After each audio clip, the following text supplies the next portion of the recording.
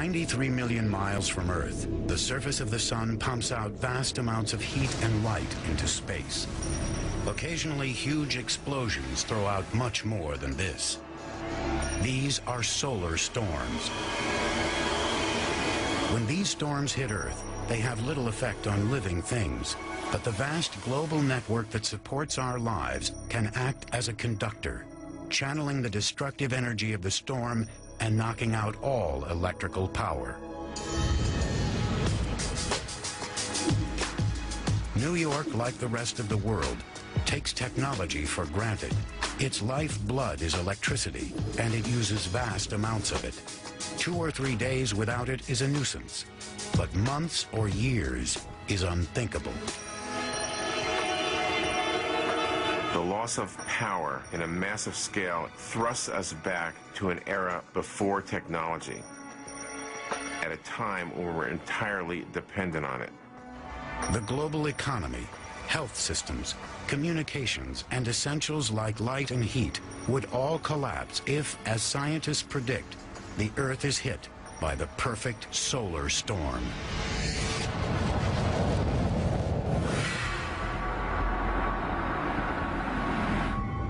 We just got another 911 about a disturbance in the cemetery. I needed to make a progress report on that. All officers... It will start with a mysterious object from space, crashing through the atmosphere at 18,000 miles per hour. Anybody seen that? Did you guys see what I saw? Guys.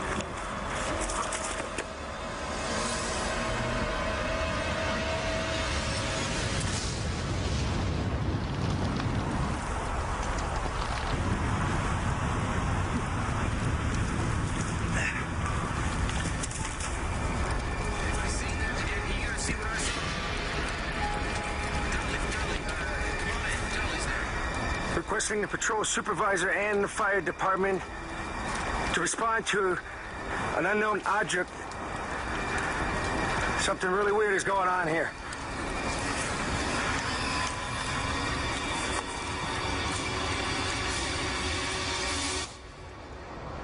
But this is only a warning of what is to come. Solar storms are nothing new.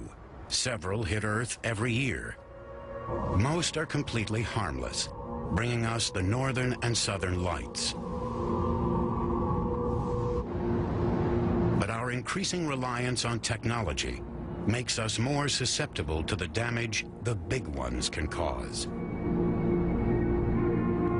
In most natural disasters, it's usually the less developed areas that suffer the biggest impacts. There's a big irony with space weather or geomagnetic storms. It's our sophisticated technology systems that has created this big antenna that couples so well to the space environment, and ends up being our undoing. In 1989, this weakness became painfully evident when the people of Quebec, Canada, were hit by a solar storm. They went from normal operating conditions to complete blackout of 6 million people in about 90 seconds.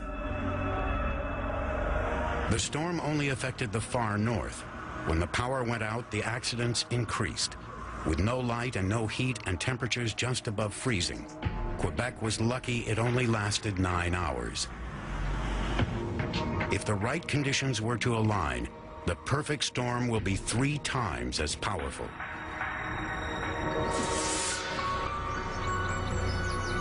For the citizens of New York, unaware of the danger out in space, today is just another day.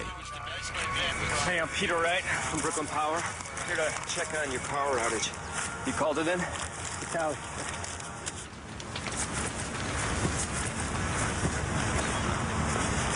Well, the thing was on fire. Almost killed me. But what is it? I don't know. Looks like a satellite. Any chance you got anything you can throw over it? Maybe for like a dead body? Well, it goes with the neighborhood. You don't want the media to get a look at this yet either. Okay, I'll see what I got.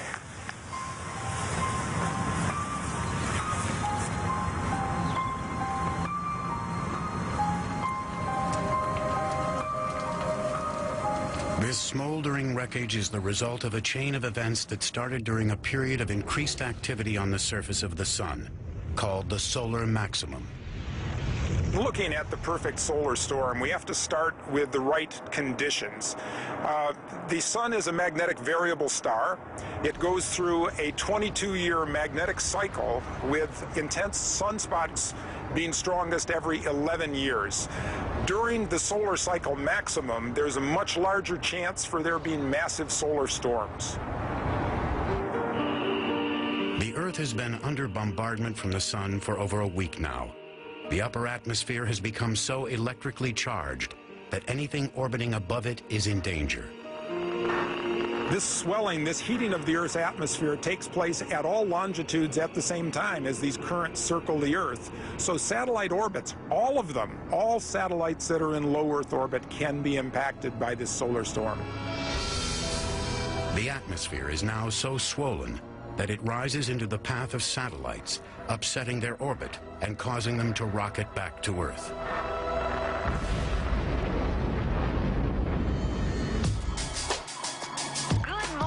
York is another sunny day on this November morning. As the rest of New York wakes up, the significance of these events will be hard for city emergency managers to assess.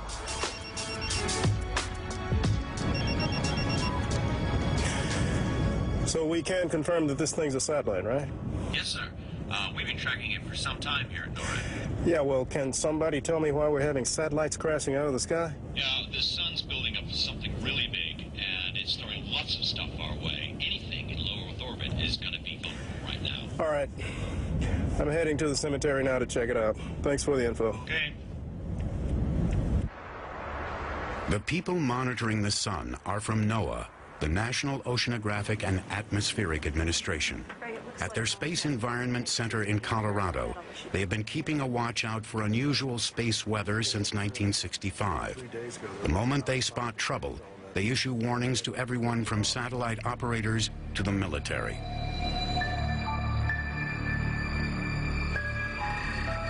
High on the priority list for space weather warnings are local power stations. Call on level 1, station supervisor. Tara Bradshaw, Systems Control. Hey, Tara, it's Peter. Peter, thank God.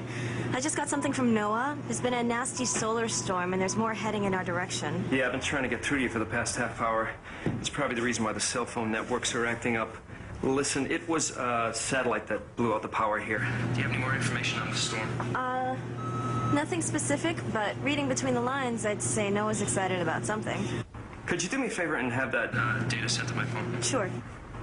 Could you also send a repair crew out here, and I'll call you back? You got it, boss. All right, bye. Perfect Disaster returns after this.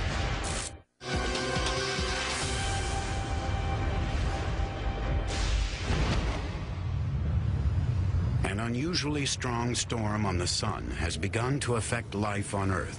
Normal solar activity is rarely felt, as the Earth protects us with its own magnetic field, the magnetosphere.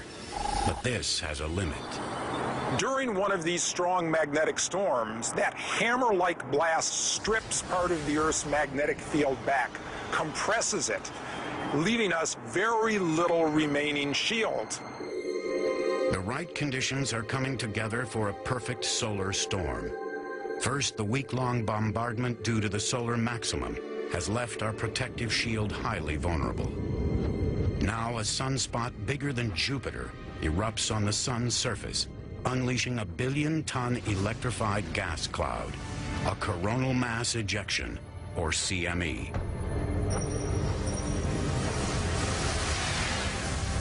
This is the big one, and it is heading for Earth.